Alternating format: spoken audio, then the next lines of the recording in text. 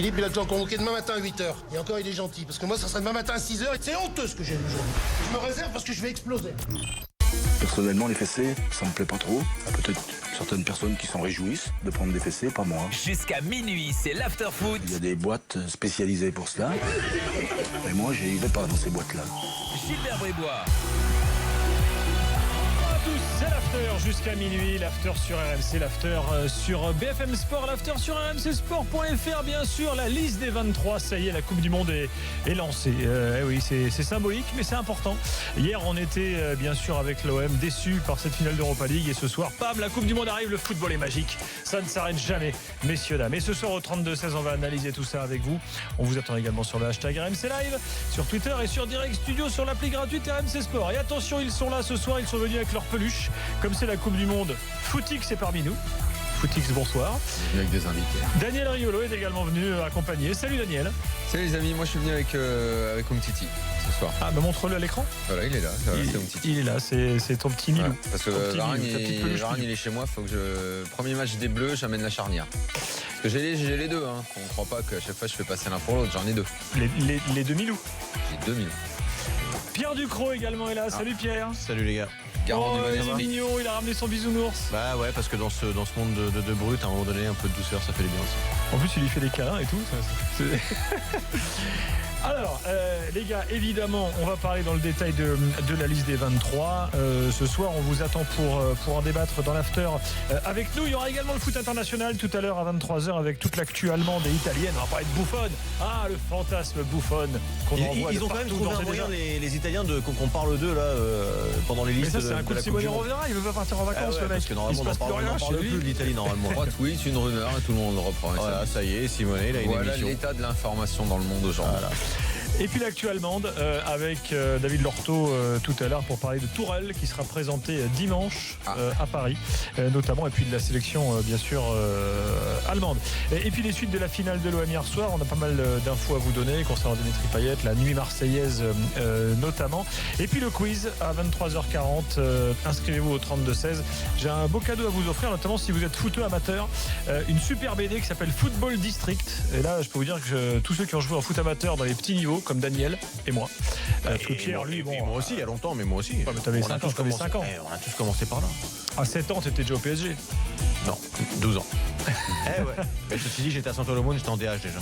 Voilà, il y a tout du football en district. Tu sais, quand tu fais rentrer le mec à la 10e, à la 80e, puis tu sais qu'il marquera jamais parce qu'il est nul, parce que c'est le gars qui joue pas, mais tu le fais rentrer quand même parce que bon, faut bien qu'il joue un peu. Mais dis, c'est toi. Voilà. C'est toi qui feras la différence. Et tu sais qu'il marquera pas. Parfois, il a fait. Ça arrive. C'est rare. C'est rare, mais ça arrive. L'histoire est belle. En fait, quand ça arrive, tu manges dessus 2-3 ans. Et puis tu dis, rappelle-toi quand. C'est ça. Bah, c'est dans la BD en question que vous pourrez gagner tout à l'heure dans l'after et dans le quiz. Et puis il y a du hand. Ah, c'est important le hand. Oui, et c'est quand là, le Final Four? Le Final Four de Ligue des Champions. Mais depuis le temps qu'on l'attend, ça démarre. C'est pas ce week-end, c'est celui d'après. Oh là là, c'est Milan qui sont qualifiés. Justement, regarde, tu as une affiche ce soir qui pourrait être la finale de la Ligue des Champions. Montpellier-Nantes. Ah, j'allais dire avec Julien Landry. 15 minutes à jouer, c'est le week-end de la finale de la Ligue des Champions de football du côté de Cologne. Ça sera. Tu seras, Julien? Non, j'y serai pas. C'est un peu toi, Montpellier, le hand, tout ça. Mais il y a aussi Paris, il y a aussi Nantes, donc il faut faire des choix. Nantes qui sera d'ailleurs opposé à Paris en demi-finale et Montpellier qui sera opposé au Vardar Skopje. Donc c'est peut-être l'affiche de la finale. Et pour moi, c'est Montpellier qui fait la course en tête. 24-20, ils ont mené 15-10. Les Nantais sont revenus, sont passés devant. Et puis Vincent Gérard est en train de sortir une deuxième période exceptionnelle. 5 parades coup sur coup et les Montpelliérains viennent de prendre 4 points d'avance. Michael Guigou, auteur de 5 buts, Diego Simone 6, permettent aux Montpelliérains de toujours rêver à ce titre de champion de France. Il restera 2 matchs à gagner pour priver le PSG de ce titre. Il reste 12 minutes à jouer, 24-20 pour le MHB. Voilà, vous avez vu des grands gestes sur BFM Sports parce que Manu Petit est venu nous faire un petit coucou. Diego Simone, c'est un joueur de Montpellier. Ah pardon. Rien à voir avec l'ancien président de la Fédération française de football. D'accord. Il est argentin. Ou Marco. Simone. Ah, Simone. Je croyais Simone. J'étais encore dans la finale d'hier. C'est pas Simeone, c'est Simone. Ah ouais. Comme le Simone de l'époque du roman. Daniel, je le connais par cœur. Je savais très bien que ça allait fuser. Ah bah ça dépend. Je sais pas. Non mais ce soir-là, la bouteille consommée ce soir-là. Je sais plus. Ah ça je sais pas. Moi, franchement, j'étais pas avec vous. J'étais pas avec vous. Je me souviens pas du prix de la bouteille. 4 881 €. C'est mesquin le 1. Ah, c'est le prix. Ouais, mais le prix. c'est petit, je trouve. Ils auraient pu s'arrêter à 4880. Ça devait coûter moins, mais là-bas, à mon avis, frais d'export et tout, je pense qu'il a fait casquer le double. Oui, forcément. C'est vrai tu te rends compte quand même, mec, c'était quand même de l'argent public. Bah, ah oui, parce que tu veux qu'on parle des avions de Le Gret. Enfin, le vin est excellent, c'est plutôt bien utilisé, je aussi de trouve. l'argent privé. Simonet, encore, c'est mais là, que c'est dalle plutôt bien par rapport à ce utilisé. que fait Le Gret, c'est rien. Allez, ce qui a été découvert l'autre fois sur Le Gret avec les avions à l'époque de Simonet, mais c'est... Oui, mais enfin, attends, quand tu vas dans le cadre d'une mission précise pour la fédération faire quelque chose, c'est pas comme quand tu bois du pinard à table. Bon, enfin bon, bref. Bah, pas le il sujet peut du très soir. bien dire qu'il a voulu rincer des invités. Tu Messieurs, vas par là. Important. Moi, je te S'il vous dis plaît. qu'il y en a qui tiennent mieux Surtout si les Gilbert était médias là. que d'autres. Surtout si Gilbert était là. Simonet était naïf sur on cette parle affaire. de la liste. 32-16, on vous attend. Tout le monde a des avis sur la liste, notamment Pierre Ducrot. Jingle Ducrot. Il y a un truc qui m'énerve, Jonathan, par contre, c'est quand t'emploies des mots que je connais pas. Exogène. Tu peux pas dire un recrutement qui vient de l'extérieur? Ça tombe très bien. Excellent ce jingle. Ouais. Ton avis du soir. Ah non, attends. Non, mais je manque à toutes mes obligations. Je n'ai pas rappelé la liste. Pour ceux qui nous rejoindraient, qui ont raté, qui sortent du restaurant, du travail par exemple, ou du cinéma. La liste des 23, avant ton avis. Loris Mandanda Areola, dans les buts. Les défenseurs, ils sont 8 évidemment, les postes sont doublés. Lucas Hernandez, puisqu'ils sont 2. Kimpembe, Mendy, Pavard, Rami, Sidibé, Umtiti, Varane. Les milieux, Kanté, Matuidi, Nzonzi, Pogba, Tolisso. Et devant, Dembélé, Fekir, Giroud, Griezmann, Lemar, Mbappé et Thauvin. Nous avons également 11 suppléants. On ne dit plus des réservistes, désormais on dit des suppléants. Il s'agit de Ben Yedder, Coman. Pourquoi, si j'ai envie de dire réserviste, c'est pas bien? Je sais pas, c'est l'intitulé de la fédé. Je reprends la dénomination officielle. J'aime bien tout savoir sur les éléments de langage. C'est comme tu as remarqué, avant on disait au cinéma, là, il faut les Césars et tout, on disait les nominés. Maintenant il ne faut plus dire ça, je sais pas pourquoi. Maintenant il faut dire les nommés. C'est juste parce que pendant le mot 50 ans on a dit les nominés. Mais c'est pas parce qu'un mec fait une erreur de français pendant 50 ans. Pendant 50 ans, personne n'a vérifié. Maître Capello qui était là n'a jamais vérifié. Si, il le disait, tout le monde le disait, même Maître Capello le disait. Sauf que les gens ne voulaient pas. Je reviens aux suppléants. Ben Yedder, Coman, Costil, Debuchy, Digne, Lacazette, Martial, Rabiot, Sakho, Sissoko et Zouma. Ce qui nous amène réservistes donc... qui sont à la maison. Oui, et s'il part en vacances, il n'a pas le droit? Que dit le règlement? Est-ce qu'il peut se barrer en vacances? Je pense que oui. Oui, je pense qu'on va leur demander de se faire un avion direct. Voilà. De ne pas manger trop de raclette. Ce qu'ils doivent faire pour. C'est pas la saison des raclettes. Alors, sur cette liste de réservistes, qui est Kurt Zouma? J'ai oublié en fait. Relégué avec Stoke City cette année. D'accord. C'est pour savoir. Allez, l'avis de Pierre, on y retourne. Est-ce qu'on peut remettre le jingle du Cro, s'il vous plaît? On dit pas de nom, on dit rien sur les joueurs là? Attends, il y a les avis pour ça, t'inquiète pas, on a le temps. Il y a un truc qui m'énerve, Jonathan, par contre, c'est quand t'emploies des mots que je connais pas. Exogène. Tu peux pas dire un recrutement qui vient de l'extérieur? Alors, nous t'écoutons. Deschamps, une logique courageuse. C'est ce que j'ai eu envie de prendre la liste globale et pas de cibler ou un poste ou un secteur de jeu ou quelque chose de ce genre-là. Pourquoi une logique courageuse? Parce que finalement, à l'annonce de la liste donnée par Didier Deschamps, il y a pas mal de joueurs où honnêtement c'est juste logique et on aurait tous fait la même chose. On peut en citer quelques-uns si vous voulez. Les gardiens, Umtiti, Varane, Daniel s'y attendait, il a ramené son Milou. Kanté, Pogba, Matuidi, Tolisso, Griezmann, Mbappé, Giroud, on savait qu'ils allaient être là. J'en oublie peut-être un ou deux. C'est la colonne vertébrale de Didier Deschamps. Là-dessus, aucune surprise et donc c'est relativement logique. C'est même complètement logique. On peut même rajouter à cela des cas qui soulevaient peut-être un petit peu plus d'interrogations, mais dont on savait finalement qu'ils allaient être pris. Mendy, Sidibé, alors Mendy par rapport à sa blessure, mais finalement on savait tous qu'il allait être là. Sidibé aussi, je le voyais pas, personne ne voyait Didier Deschamps ne pas le prendre. Rami, depuis la blessure de Koscielny, on savait qu'il allait être là. Et même un Lemar qui fait pas une saison extraordinaire, on savait à peu près tous que Didier Deschamps allait le prendre parce qu'il a été performant en bleu et qu'on le savait à 99%. Donc tout ça est très logique. En bleu sur 2 matchs. Ouais, 2, allez, oui. Il n'a pas un passé de ouf. Ouais, mais sauf que c'était, on s'y attendait, Daniel. Oui, à 99%, on s'y attendait. Quoi. Je sais, mais il a dans son passé souvent été un gros match en bleu. Ouais, il y a le dernier, il y a les Pays-Bas. Bon. Ça lui a suffi en tout cas et on s'y attendait. Voilà. C'était l'idée en tout cas pour lui. Donc tout ça finalement est assez logique et à côté de ça, Quand j'ai entendu la liste, moi, j'ai trouvé qu'il y avait quelques choix qui étaient forts, qui étaient courageux. Alors assez tranchés en tout cas, parce qu'on peut toujours trouver des choix justes ou pas justes. C'est le principe d'une liste. C'est pour ça que ça fait beaucoup parler. Le premier, bien sûr, c'est Adrien Rabiot au milieu de terrain. Alors c'est courageux parce qu'on s'y attendait pas.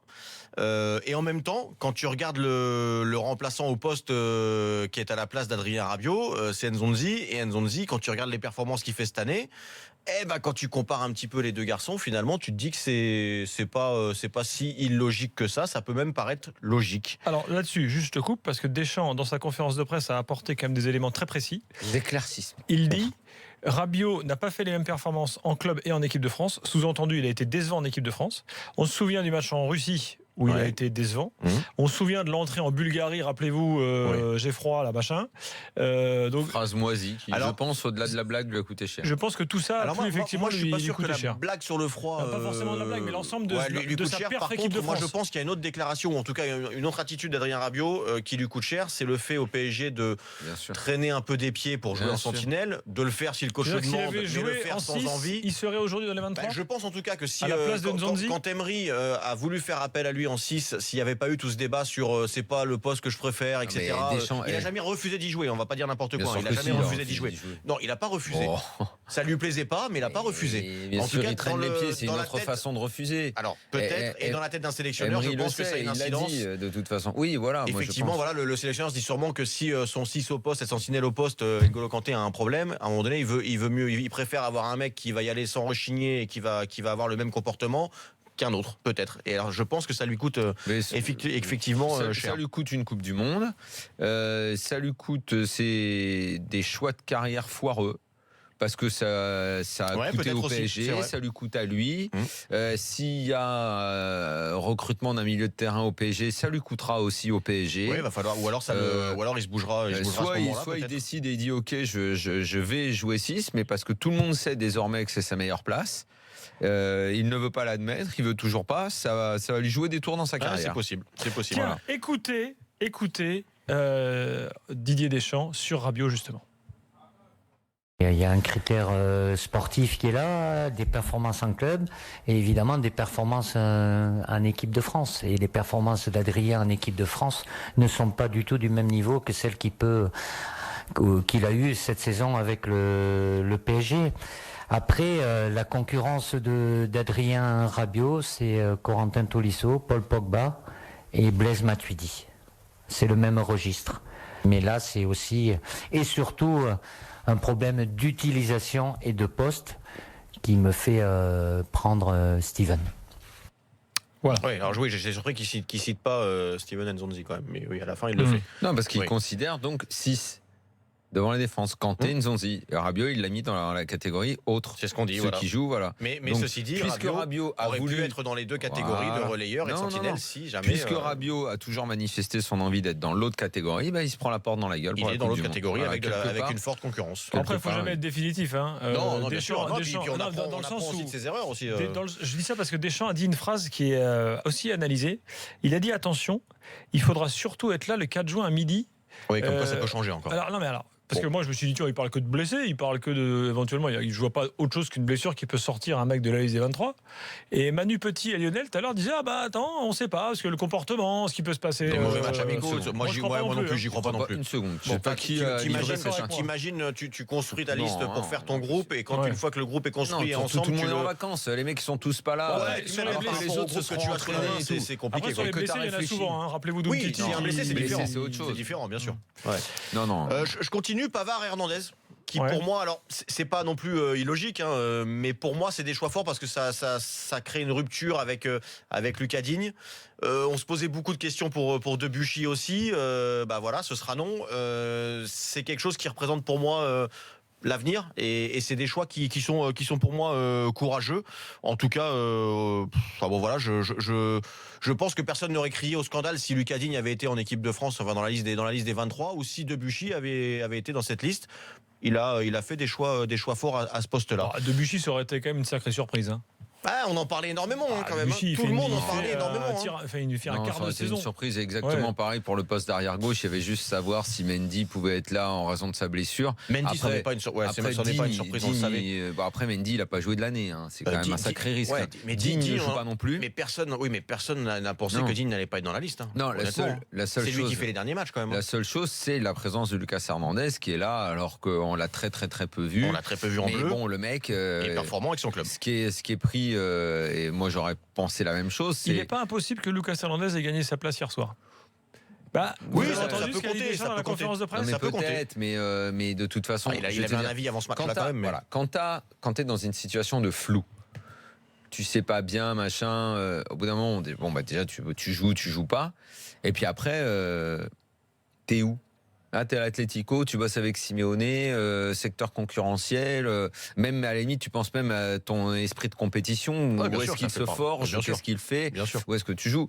Donc là, après, Lucas Hernandez, Digne, c'était au même genre de club, même exigence, et effectivement, Hernandez il joue hier soir, Digne il joue jamais, Hernandez joue un peu plus que Digne. Bon, voilà. ça se joue à pas grand-chose. Une fois de plus, quand tu l'analyses derrière, ça semble pas illogique, mais avant d'avoir la sélection, avant d'avoir la liste, je pense que tu pouvais, si tu demandais aux gens Digne ou Hernandez, je pense que tu avais un bon 70-30 pour Digne, quoi. Ah ouais, mais facilement. C'est pas les gens qui font la liste. Exactement. C'est pour ça que je dis qu'il a eu des choix. Moi, tu m'aurais dit Lucas Hernandez ou Digne, je prends Hernandez. Ouais, peut-être. Eh oui. Dernier secteur, juste pour terminer. Alors même s'il y a eu la blessure de Dimitri Payet, on ne saura jamais si Didier Deschamps voulait le prendre ou pas. Je pense qu'il. Ah non, il l'a dit. Il aurait été dans les réservistes. Ouais, c'est facile aujourd'hui à dire. Moi, je reste persuadé qu'on ne saura jamais la vérité là-dessus s'il avait l'intention de le prendre ou pas dans la liste. Parce que t'imagines bien qu'aujourd'hui, il peut pas dire autre chose. S'il dit effectivement, j'avais prévu de prendre Dimitri Payet, ça veut dire qu'il y en a un qui est là et qui ne devait pas y être. Donc déjà, c'est des questions dans la tête des mecs. Est-ce que c'est moi? Est-ce que c'est pas moi? Ça se trouve, il me voulait pas. Bon, bref. Donc il peut pas dire la vérité aujourd'hui. Donc ça, j'y crois pas et je pense qu'on la saura jamais. Mais ceci dit, dans ce secteur de jeu, même si une fois de plus, il y a rien d'illogique, il y a des choix courageux. Florian Thauvin, on le savait, mais Fekir, Dembélé, des joueurs de explosifs, de percussion, c'est quand même un choix fort par rapport au fait que tu te refuses de prendre un deuxième numéro 9 dans cette liste. C'est assez tranché aussi. Ça veut dire qu'il part avec Giroud et que si c'est pas Giroud, il fera avec un Mbappé. Voilà. Il aurait pu prendre une autre décision. Dans un 4-3-3, Griezmann avec deux mecs sur les côtés. Ou Griezmann, c'est possible. Mbappé, Lemar, Griezmann et 3 au milieu. Je pense que tout ça est largement pesé. Alors effectivement, il n'y a que Giroud, mais il considère que Mbappé peut jouer 9 aussi. Voilà. Mais à travers ça, tu vois les choix d'équipe aussi. Voilà la liste Pierre. Exactement. On va accueillir Vincent. Vincent au 32-16, bonsoir. Oui, bonsoir Gilbert. Salut Vincent, est-ce que tu es d'accord avec Pierre? Déjà, je voulais juste faire une anecdote. Je voudrais avoir un t-shirt des GG qui s'appelle le Grand Gilbert. Très bien, écoute, ça n'existe pas. Ça serait énorme. Écoute, ça n'existe pas. Très bien, alors ça me permet... Depuis tout à l'heure, je vous écoute. En fait, vous êtes des très bons techniciens, tactiques et tout. Mais je crois que moi, j'ai regardé en direct sur TF1 et puis j'ai vu la conférence de presse. Je pense que Didier Deschamps, il a fait surtout l'aspect humain et l'aspect de groupe. Et c'est surtout, il faut qu'il y ait une bonne cohésion dans le groupe. Comme vous l'avez dit tout à l'heure, il faut qu'il se... Tu veux dire que l'état d'esprit compte aussi. Mais c'est pas ça compte aussi. C'est le truc numéro 1 pour Deschamps. On le sait toujours, ça. Samir, on avait connu les Anelka, on a connu malheureusement... Tu veux dire, Vincent, il a pris les mecs qui descendent du bus, quoi? Non, mais bon, il a enlevé les éléments qui, dans le groupe, pouvaient perturber. Il veut une cohésion d'abord du groupe. J'ai dit aux standardistes un truc tout bête. En fait, il se comportait un peu comme un DRH. Il veut un groupe qui s'entende bien. Alors, quel élément il a enlevé, Vincent, qui pouvait perturber le groupe? Tout à l'heure, vous avez... Ribéry, on en avait parlé, tout ça. Mais c'est pas des éléments, c'est surtout chercher des personnes jeunes. Ça, c'est vrai que la jeunesse, elle est à fond. Hein. Là, on est bien. On va en reparler, c'est mon avis tout à l'heure. Et vivre 6 semaines ensemble... Et c'est super important parce mais Vincent, il n'y a rien de nouveau là-dedans, ça a toujours été comme ça. On a l'impression que tu découvres ça ce soir. Tous les sélectionneurs font ça, il n'y a pas que Deschamps qui fait ça. C'est pas que la tactique tactique, moi c'est pas que la tactique que j'ai retenue dans cette sélection. Mais la composition d'un groupe et la faculté à vivre 6 semaines ensemble, on le sait depuis très longtemps que c'est capital, Vincent. On a l'impression que tu as découvert ça ce soir. Et quant aux éléments... Non, je l'ai pas découvert justement parce qu'il y en a qui se sont trompés. Domenech, des fois, c'est un peu loupé. Par exemple, comme ancien sélectionneur. Oui, mais bon, c'est un peu vieux maintenant. Là où je rejoins Vincent, c'est que il n'y a pas dans ce groupe des 23, je suis en train de les revoir en même temps là, il n'y a pas de joueur qui a fait parler de lui par des scandales, des frasques, ou des déclarations d'un son entraîneur. Honnêtement, il n'a pas eu à en écarter des joueurs comme ça. Il n'y en a pas. Il n'y a eu personne à écarter. Ouais, voilà, il n'y en a pas eu, quoi. Par rapport à une certaine époque où là, je rejoins Vincent, il y en avait des cas comme ça. Il n'y a pas un gars qui est venu en disant le sélectionneur est un sac à merde comme il y a quelques années. Ouais, voilà, il n'a pas eu de choix de ce genre-là à faire. Non, mais il n'y avait pas de ce côté-là, il n'y avait pas du tout de mecs comme ça. Ça, c'est un truc dont on pourrait reparler un autre soir. Il y en a qu'un auquel on pense. Mais l'équipe de France, les joueurs en général en France ont beaucoup évolué. Tu sais, quand on disait après 2010, il faudra du temps, de travail, un peu dans la formation. Ça a été vite, mine de rien, ça a quand même été fait. Aujourd'hui, quand tu viens en équipe de France, Daniel, tu te tiens un carreau. C'est terminé. La plupart sont sans histoire, quoi. Score final entre Montpellier et Nantes, Julien Wandal. Les Montpelliérains se rapprochent un peu plus du titre de champion de France et d'ailleurs la scène de joie sur le parquet nous fait penser qu'ils sont pas loin de renouer avec ce titre de champion de France. Il leur restera 2 matchs à gagner et puis surtout ils marquent les esprits à une semaine du Final Four en battant Nantes 33-28 sans avoir vraiment... non, le Final Four, si Montpellier est champion, c'est pour Paris, voyons, c'est réservé. Et le doublé Montpellier, Final Four, c'est arrangé. Méfie-toi de Nantes, bête nord du PSG. C'est vrai, qui sera en demi-finale. Oui, mais Nantes, ils jouent qui en demi? Ils jouent le PSG. Ah oui, d'accord. Victor Montpellier, en tout cas 33-28, messieurs. Merci Julien, bonne soirée. Dans quelques instants, nous sommes de retour avec l'avis de Daniel. Juste avant, un des grands moments de la conférence de Didier Deschamps, c'est quand même quand il nous a dit ça. Écoutez attentivement. Les mêmes choses, vous pouvez même traduire, parce que je ne parle pas toutes les langues en étranger, donc... Voilà. Il ne parle pas toutes les langues en étranger. Quand j'ai entendu ça en direct, je me suis dit ça dans l'after, ça va être relevé. Toutes les langues en étranger. Nouveau jingle Didier Deschamps à suivre bien sûr dans l'after. Il a fourché. Il n'allait pas y couper. A tout de suite, on se retrouve pour continuer le débat sur la liste des 23.